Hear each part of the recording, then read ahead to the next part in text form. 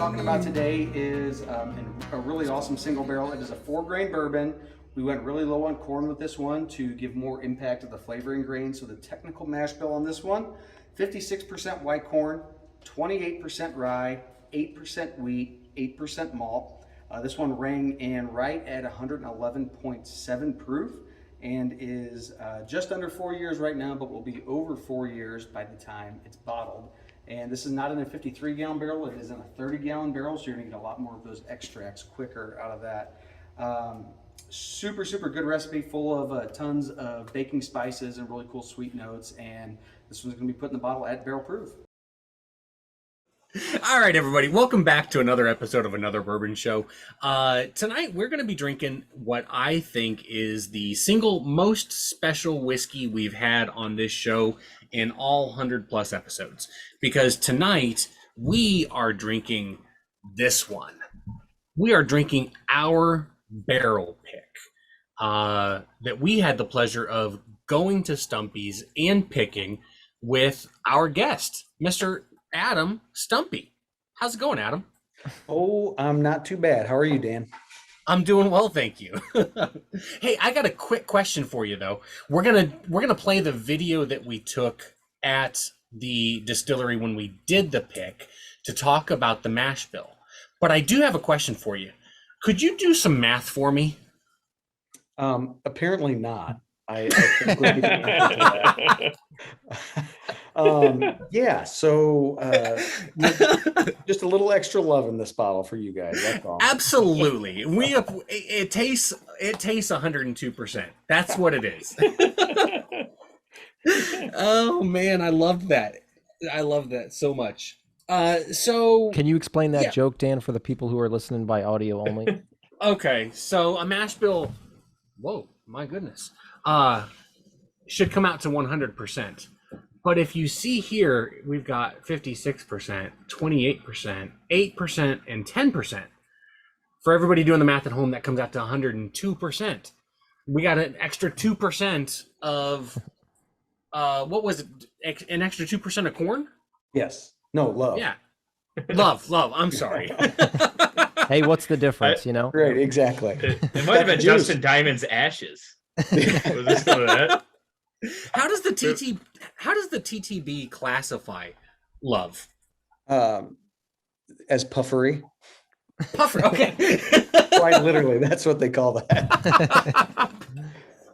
Oh man. And I have not seen the video, but I'm gonna venture to guess that if we talked about the mash bill on the video, it probably doesn't match up to what it actually is either, because I was like dyslexic in my notes that I had scribbled down in there. Oh, see, this is what happens when you make me drink that early in the morning, Dan. It's just... I do that to people. I really do. But I will tell you that this was a fantastic pick. But Steven, what do you think about that label? So in terms of the old Monroe label, I gave that a rating before, and I honestly don't remember what I rated it. I'll say that I gave it, I'm pretty sure, a middling rating, because I think it's okay. But to me, what's always stood out is the juice itself. Anytime we've had it on the show, we did a blind before, and it was like, wow, these products are really good, and they're much different from one another, which was cool. So I think that the one thing I would change, honestly, if I changed one thing, it would be to stand out a little bit more on the shelf. Now, this is obviously the Distiller Select, but on the regular picks, sometimes I overlook what batch it is. You know, so I would say, like, sometimes going to the store, I'll think that's the similar batch that I have already had, when in reality it's a new one, you know? Yep, for sure. Yeah, you're going to be seeing a completely different look out of our products before long. So, hey, heard it here first. We got the scoop. That's true. This is the first place that we've said that. Is the bottle itself changing to, not aside from the label, is the glass going to change too? Yeah, there's going to be a lot changing. We're going to change our approach to the market completely, and you guys are going to have. This is probably going to be one of the last single barrels in this format that we'll do. So kind of really cool. Distiller Select is one of those things. We've got like over 20 recipes aging in the rick house. So this is we literally hand stamp each one of those labels, hence the imperfections in the math as well. This is a way for us to bring a lot of those unique recipes to market. No different than this. Like this isn't, I mean, if you look at the recipe with the correct math, it's not even like a standard mash bill of any sort. So this is one of those really unique recipes with a unique entry proof that we brought to market. Yeah, that's one of the other things I was going to say about the label is that on the Distiller Select specifically, I'm glad you brought up the stamp because it's cool to me that on my bottle, for instance, it's imperfect. There's like the fact that bourbon is not clearly legible. There's a little bit of a smear to it. That's actually, you have larger corporations that are trying to imitate this exact look on a real craft distillery label. So you got to go to the source if you want bad info on the back of your bottle. Right, exactly. Well, so we joke about it, but honestly, it is one of those things that I love so much about you guys, right? Like, I tell people all the time, everywhere, that you guys are my very favorite local craft distillery. And so much of that has to do with the fact that, like, I show up and we say hi to each other, right? Like, I feel like I'm part of the family. And it's not because I'm there all that often, because I'm not, right? I've been there a total of 7 or 8 times total. But everybody's so friendly and they do get to know you. And if somebody that doesn't have a podcast shows up 3 separate weekends over a 2-month period, Katie's going to know them too, right? Like, for sure. And the fact that you guys are so hands-on and you and Laura are there all the time. And like Steven mentioned, is it perfect? No, but it's not supposed to be. It's not supposed to be a cookie cutter process.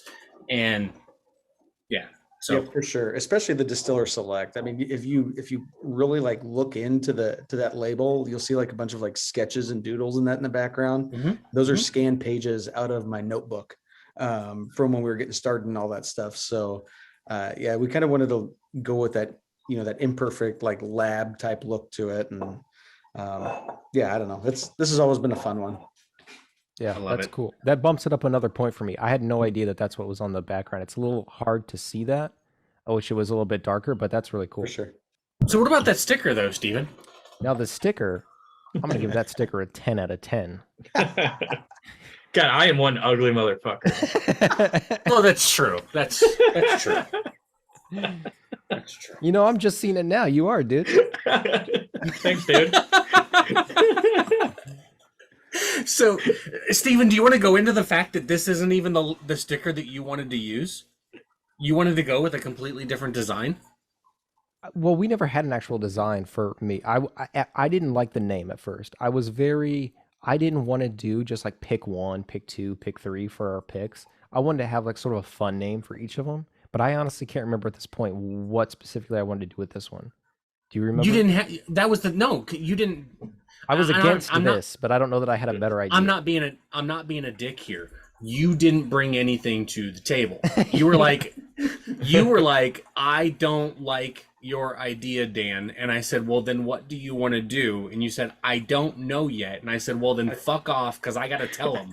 I feel like he was more against the name than the picture. Yeah. Another barrel pick. He didn't want to.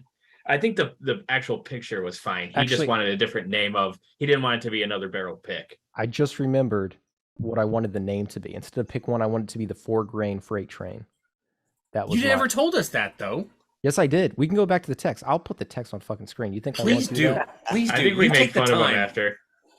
I think we make fun of him after. So you remember it then? Kind of now that you say it, yeah. I don't. 4-grain Adam, freight train is so dumb. What do you think, Adam?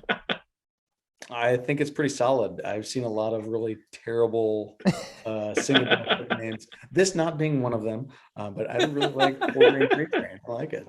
It was it was 4-grain. It was at cast strength. I wanted to promote both of those things in the name instead of, sorry, it can't stand up to pick 1, Dan.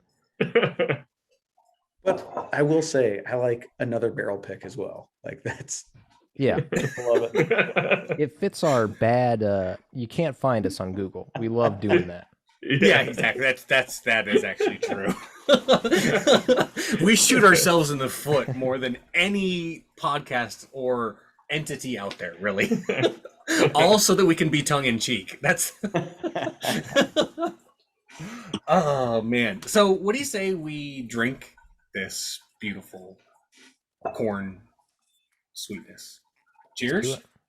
Cheers. Do it. Are you drinking our barrel pick? Too? Right there. Very nice. Look at that. Wow. Very nice. Man, Ryan looks even worse on your bottle. That's hard to say.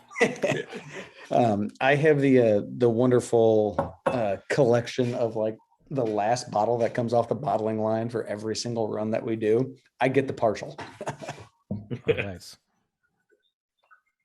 And you've got a full one in your office too, right?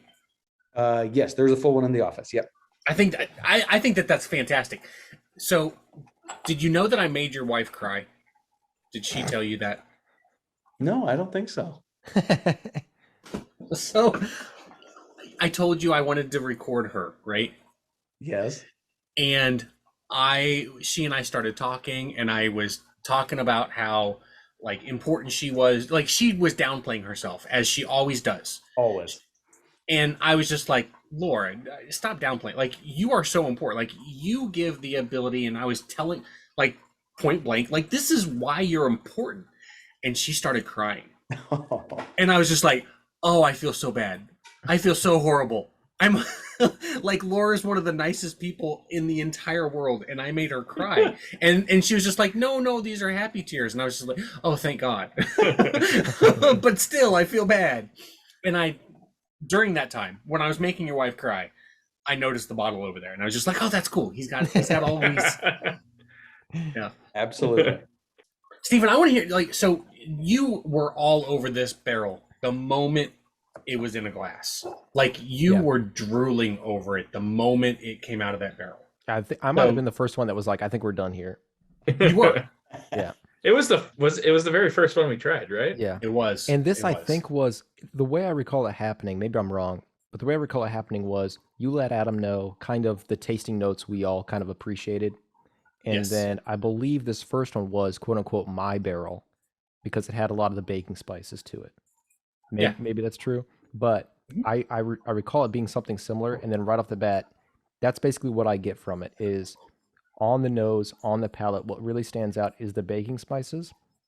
But I think that they're still intertwined with a lot of the typical bourbon notes that everybody tends to like. It was one of those that pretty quickly, I think we all agreed, it's another one of those bottles you have where it's like, I can't imagine anybody not liking this. Maybe it's not your favorite, but this is everything that you want in a pick. To me, it tastes like, and I mean this as in a good way, out of like the major distillers, it tastes more like something that you would get from a Russell's bottle, maybe something like that, where it's just a really intense flavor and a really profound blast of baking spices right away that are still it's very drinkable and very sippable still, even at a lower proof now than what we originally had it.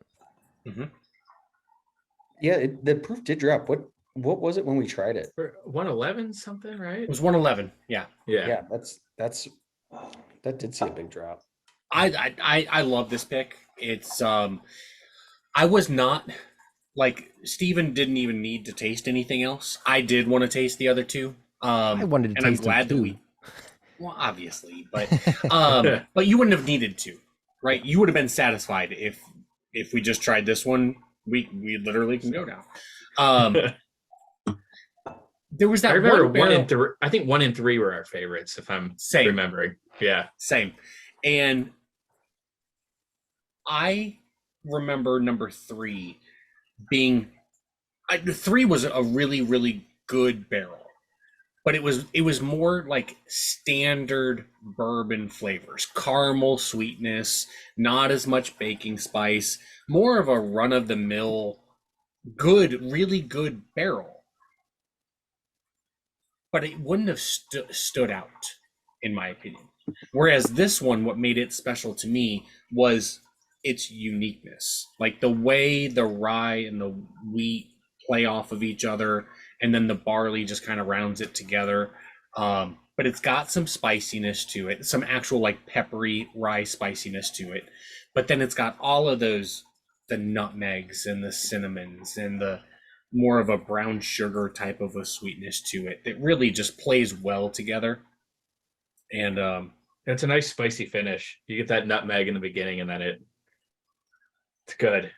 It's good. Crazy. I get a lot of like, number one, it's crazy how intense the flavors are in this barrel. I think that's probably one of the things that I love the most about it. But then it's super cool because I get like on the nose when you start to pick through it, I get a decent amount of butterscotch. But then you get it plays so well with the brown sugar, then the baking spices and all that stuff that follows up in the back. But it's almost like a roller coaster, especially as you get later in the palate and the flavor kind of shifts more towards the spice. It's super cool. This is almost a beautiful sticker you guys chose here.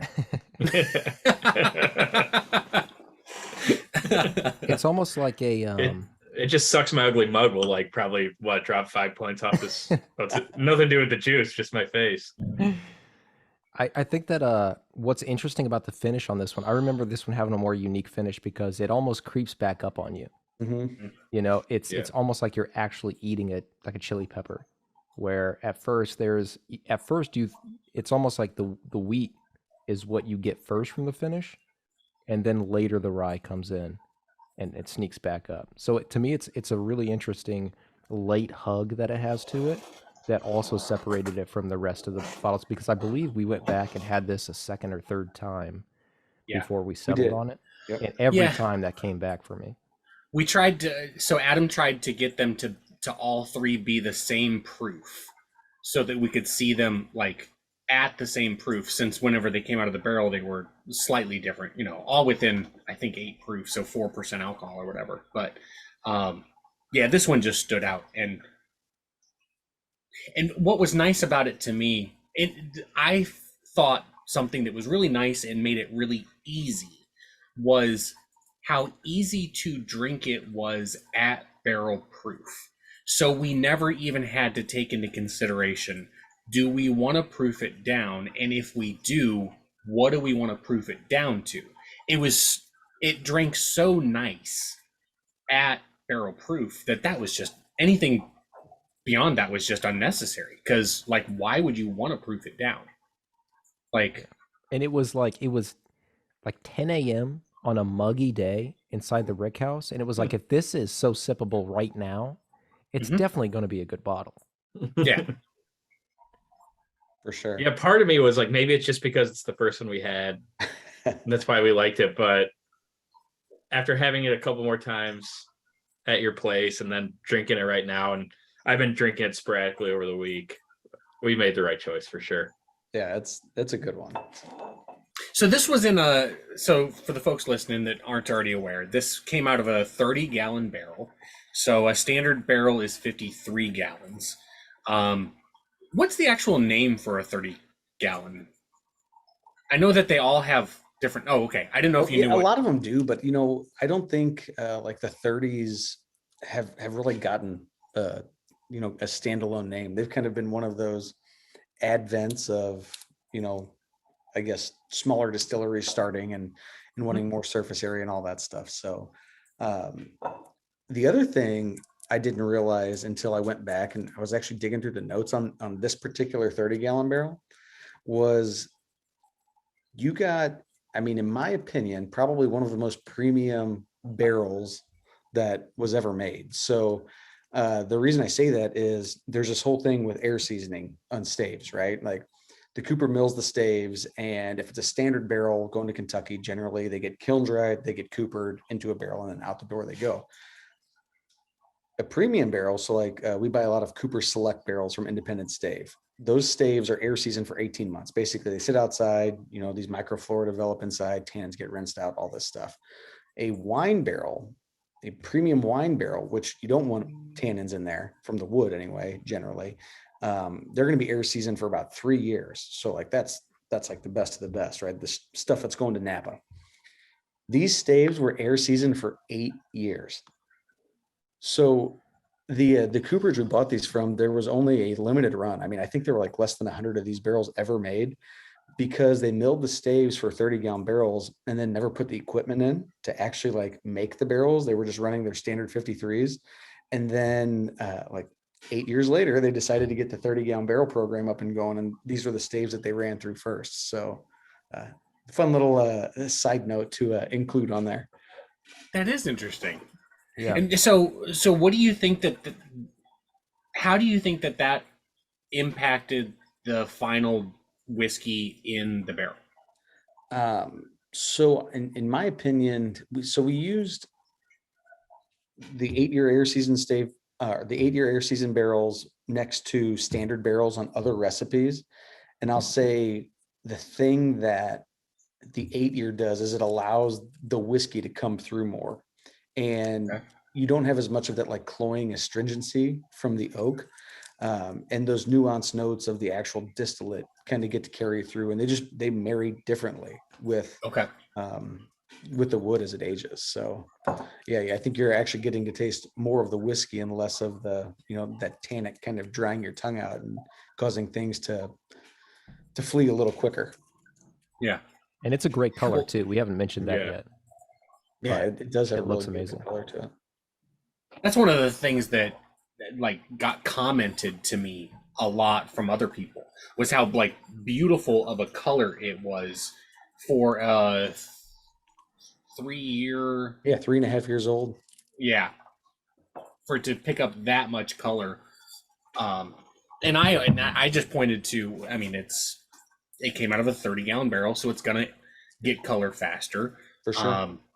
But it's just a really great bottle, and I'm not saying that because we picked it and because you distilled it. Like, no matter who, if I tasted this, I'd be like, holy shit, that was a good barrel. That's a good bottle. Appreciate that. No, another nuanced note, just thinking about the color and what could have caused that, is that area of the rick house that we were tasting from, if you guys remember, was closer to the steam boiler.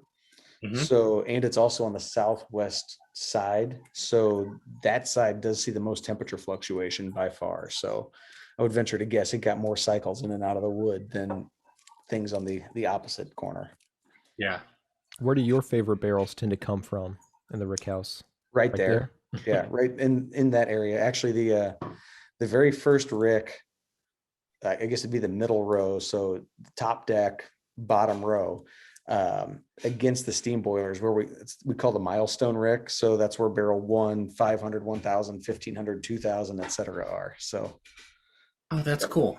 that's my area. I love that spot. That's very cool. You just need to add a few more boilers in there, apparently. Yeah, right. Oh my God. I got a secret for you. Just let me know if you want any more whiskey making tips. Yes.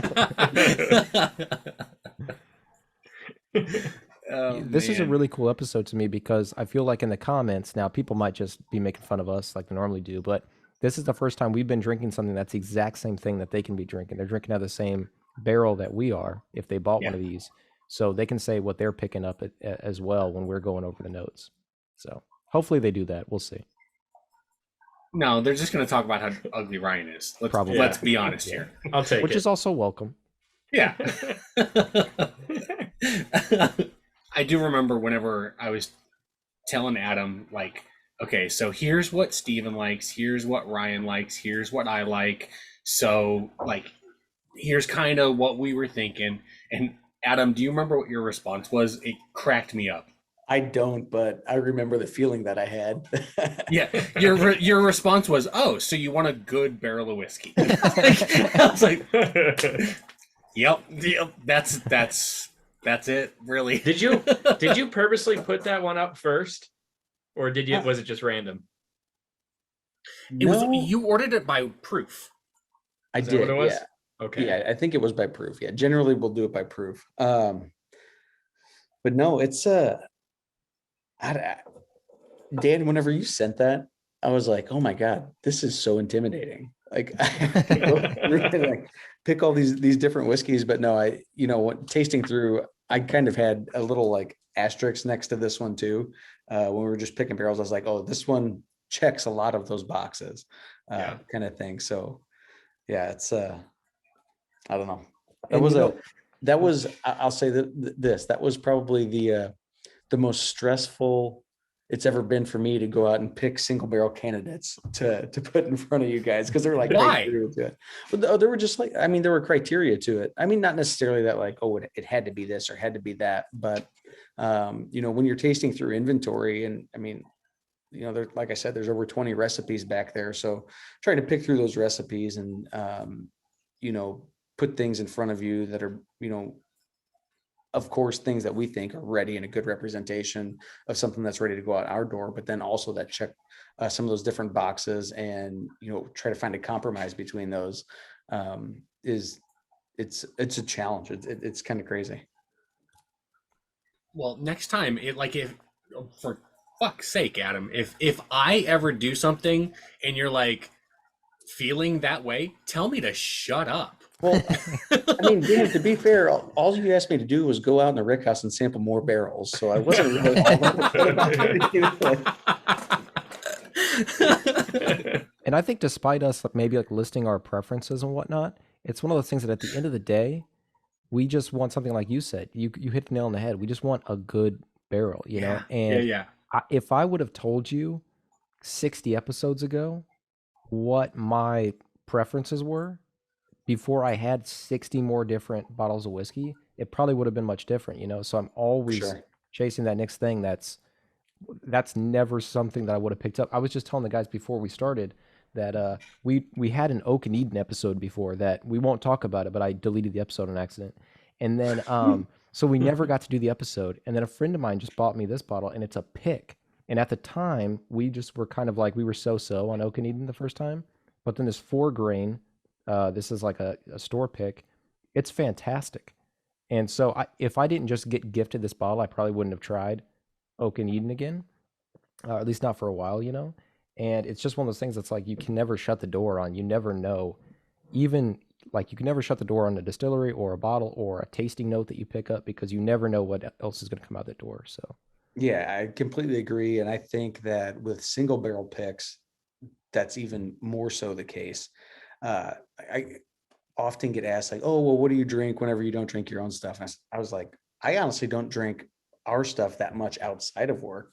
If I'm buying a bottle, it's somebody's barrel pick. Like, it is always a barrel. I don't have a brand that I go to or anything. I want to try all the different unique barrel picks that, you know, because when somebody does that, not only is the distillery saying, hey, I feel good about this, but you have a panel of people that are saying, hey, this is good stuff. So I always enjoy picking those up. And I don't think that this is any exception to that rule for me. I do have a question that I thought of earlier that is a non-whiskey question. How do you feel about Bob Seger? It's a very, very big question for our podcast. And just your thoughts That's on one Bob of Seger. That's one of our most, that's of the few people who listen, that's kind of an iconic episode. Is we call it the Bob Seger episode, where Ryan almost had the chance to kill Bob Seger. Is really what it boils down to. I fucked up. Oh, AKA he almost met Bob Seger. That's what we call could have almost killed. They were almost in an elevator together. Oh my and if you're in an elevator, you're close enough in proximity to kill someone. His life is in your hands, dude. That's all I'm saying, dude. I missed him by like one floor. Some 80-year-old Bob Seger roadies are like, you just missed Bob Seger. And in 2014, I was like, who the fuck is Bob Seger? But I figured it out, dude. You just had to turn the page. Yeah. Oh, I see what you did there. Actual thoughts on Bob Seger? I do know who he is, so ding. No, I mean, I grew up listening to classic rock, so locally Keishi. So, yep, plenty familiar with it. You know, I've been listening to him a lot lately, and very underrated. He's almost like CCR. He's got like 50 different hits, and you're like, oh shit, that is a Bob Seger song. I think it's almost impossible to call Bob Seger underrated. Like, he is highly rated. Okay, so maybe under younger generations aren't as familiar as they should be, but he is a fantastic musician. And if I feel like Adam was not saying that, because I feel like if you would have asked him if he liked our podcast and he went, I'm familiar, I think that kind of means he doesn't No, love no, the I- podcast. I do completely agree with that, but I do agree exactly with where I think you're going with this is that the younger generation, it's not like Led Zeppelin, like Yeah. that kind of thing. But I mean, he puts out awesome music, and I mean, shit, how big of a hit is Turn the Page for Metallica now? Like, or Oh, now, yeah. then like that's classic rock now. So, Yeah. you know, Working on your night moves, like that's first of all, it's a fantastic song. And like, who was the comedian that did a joke about, was it a local comedian or a national comedian? There was a comedian talking about like, so Stephen and I both did stand up, and so and Ryan is a huge stand up follower, loves stand up comedy, and there's somebody who does a joke about like, Oh, is it Norm Macdonald? Is it the Norm joke? I don't know, like It might have been like working on your it's night one of- moves now. That's like Wheel of Fortune time frame, or I No, don't remember. you're thinking of a the different Norm- joke, Ryan. Yeah, the Norm Macdonald joke's one of my favorite jokes of all time. One of my favorite jokes of all time, and the joke is, Adam, that so I think he's talking to Super Dave from I forget the fucking guy's name, but he's like, new study comes out saying men with beards are more attractive than men without beards. More great work from the University of Bob Seger. It's Bob Okay, that is Einstein. not the joke I was Bob thinking Einstein. of. That is not the You're like- joke I was thinking of. That's But- a great joke, though. So this is how our podcast Yeah, we devolves usually just every devolve week. into. I was listening to Dave Attell today, and it's crazy how many like one-liner just that he's just always going, that guy. And you've I got was that. lis- Ryan has that profile picture on Facebook where he took a picture in front of the Comedy Cellar in New York, and David Tell's just in the background, and he didn't realize it Just smoking a cigarette, like in a coat in the background. because he just looks like some creeper back there, and you're just like, oh, that's fucking David Yeah. Tell. Yeah. I One was of my listening to him- favorite. Yeah. Oh, What'd you one of my say? favorite jokes of all time is Doug Stanhope showing up to a venue where he's performing and seeing the people outside of the venue and just being like, "Man, I don't want to go in there," and then realizing it's his audience that's there. Like it's just hilarious. Anyway, Attell had a joke. I was listening to him on Conan. He's like, "Yeah, my friend's dog like has nightmares, and they had to give it Ambien. You know, it's so weird. It's like, what do you do when a dog is having a nightmare? Usually, I just pull my pants up and leave. like something like that." He's the best. He's so funny. And I So, think Adam, those guys are like, he never says the same ending of a joke twice. that's It's always a different punchline. Yeah. So yeah, Adam, this is what like we tend to focus on the relationship atmosphere that spirits are supposed to provide, and that is not popular in today's podcast market, but we don't really we don't care. Or yesterday's okay with that. podcast market, for that matter. Yeah. Or tomorrow's. That's hilarious. But it's usually So the how did cue, you it's usually the cue for us to rate the bottle, which we should do sometime soon as well. quick question before we get to that point. Adam, how did you get that picture of Ryan that's over your right shoulder? I was just about to say that. I don't know, but I think it needs to be your next barrel pick picture. Somehow. That's a good idea. Oh, I need to see like a mashup of this caricature and the cow. I like Oh. that. I think that's Just imagine the lettering right behind that cow or that steer that just says 4 grain freight train. I would be afraid to see what follows, quite honestly. Where is this at? Oh, so we yeah. should call the next one like the Stampede or something like that. Like, Ooh. you know what I mean? It sounds like a divorced dad cologne.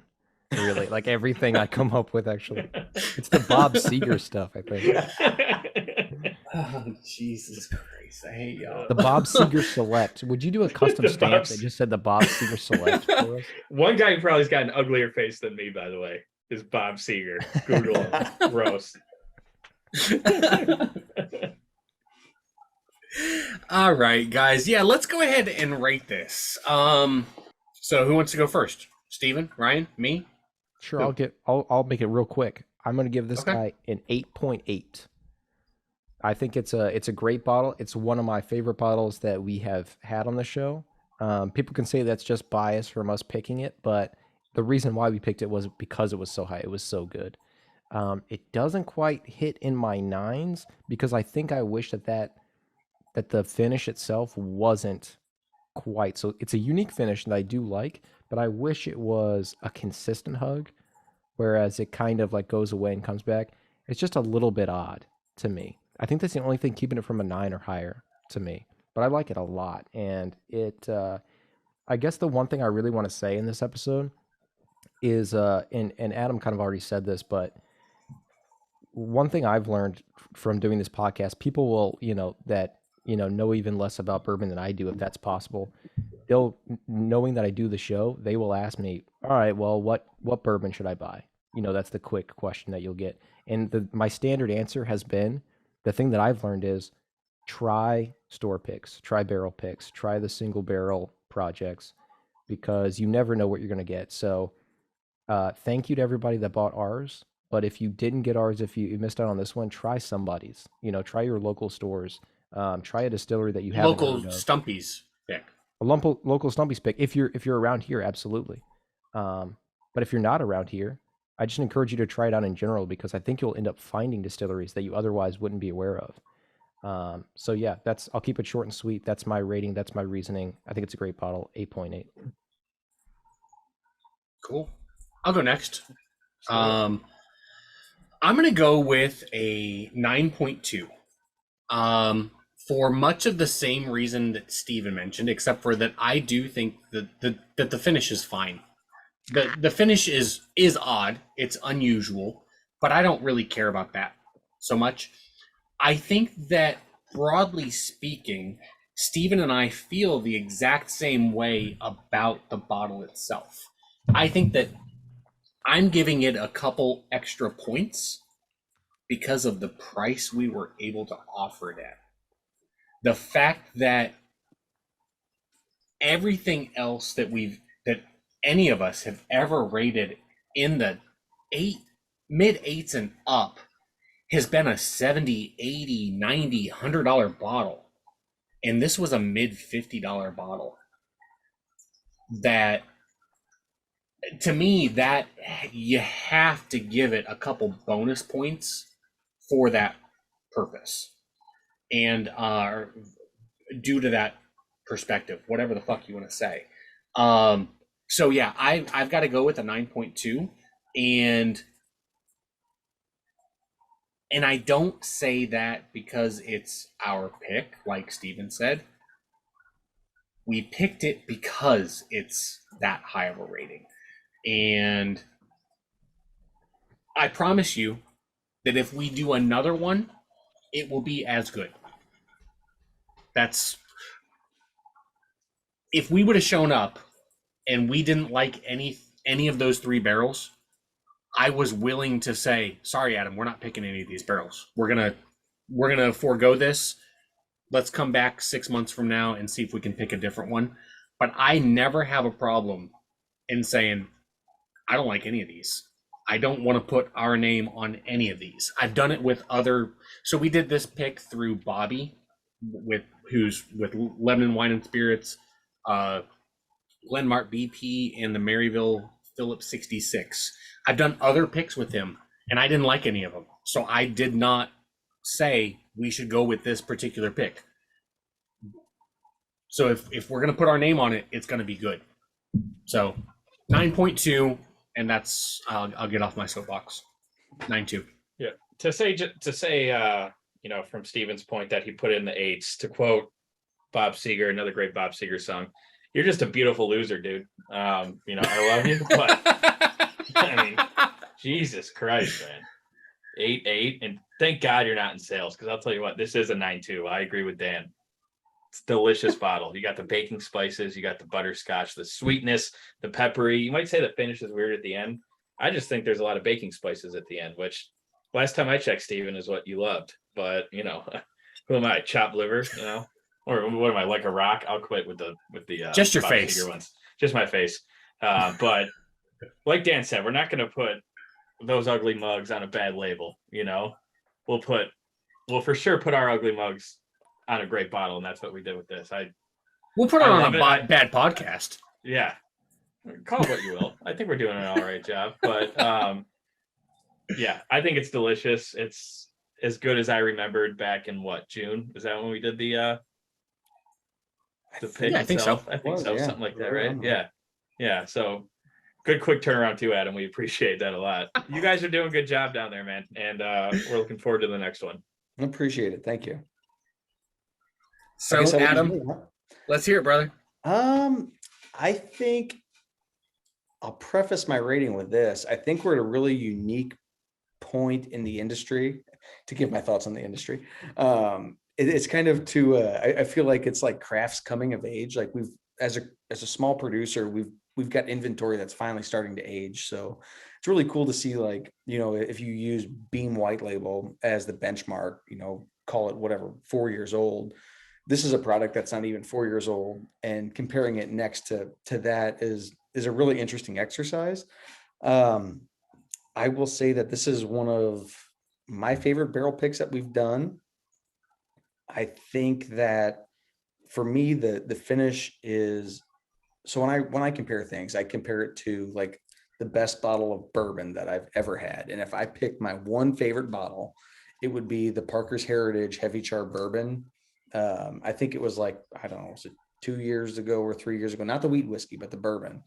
And it just checked every box in bourbon. And I feel like the finish is where this one's lacking. I think another year would be interesting to see where this one was, but I would rate this 9.0. Splitting the difference.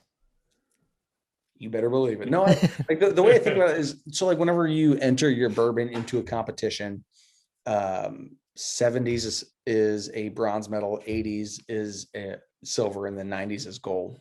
I feel like this is one of the better products that we put out. And whenever you compare that, you're not comparing it relative to your own stuff or craft or anything. Like, you're comparing it relative to the market. And I would feel like this is one of those that I would feel comfortable putting up next, put a bottle of Kentucky bourbon next to this thing and taste it and, see what it is. So, yep, that's where I am. So this is the best bourbon I've ever tasted in my life. I've been sipping it very slow. It's the 15-year old Fitz, and to me that's a 10.0. Baumburgers is close. It's up there. I put this in that range. It's that goddamn good. And like, I hope we keep bullshitting, but Adam, I want to thank you for giving us the opportunity to even pick this bottle, right? Like that's a bottle that you could have it's a barrel that you could have put in for an award. It's a bottle you could have done a million other things, but instead you gave us the chance to pick it in the first place. And I'm proud to have sent it around the country so that people can become familiar with your brand from this bottle. And thanks for giving us the chance to do that. And thanks for the hard work that you put in every day at the distillery, for putting out a fantastic product it's honest, it's good, it's hardworking, it's personal, and your staff is amazing. Thanks for everything that you and Laura do. Thank you. No, absolutely. No, we appreciate it. And I don't know if you've noticed or not yet, but we don't do a whole lot of competitions. So to me, like, whenever I have the option of, pulling bottles out of this barrel and sending it to San Francisco or wherever, to me, like, that's like lighting $500 on fire, right? Yeah. I would rather get these bottles in somebody's hands. And, I think you guys are a perfect example. Dan, I forget who it was, whenever you said this to me, I forget who said it to you, but like, you guys are part of the bourbon industry. Like, getting information out to people, and that's information that they may not have otherwise gotten, and just trying new things and experiencing new things, like that's huge. And if we're going to put time and effort and special things in people's hands, I want it to be via those mechanisms for sure. So thank you guys for what you do. And that's what I appreciate about you, Adam, because even though we're just a small podcast, we're not Fred Minnick. The way you treat us is still the same. Yeah. It's a Bob Seger song, dude. We know, dude. We know.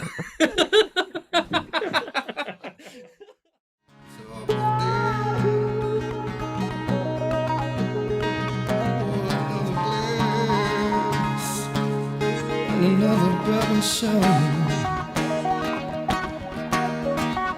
Another bourbon show. Another bourbon show. What's going on, Adam? Oh, not much. I just got done with another interview that we were doing. So sorry, apologies if that one ran so long. No, don't be. It's no problem. Did you tell them you had to join another bourbon show now? And they were like, "Oh, cool. What's it called?" I did actually.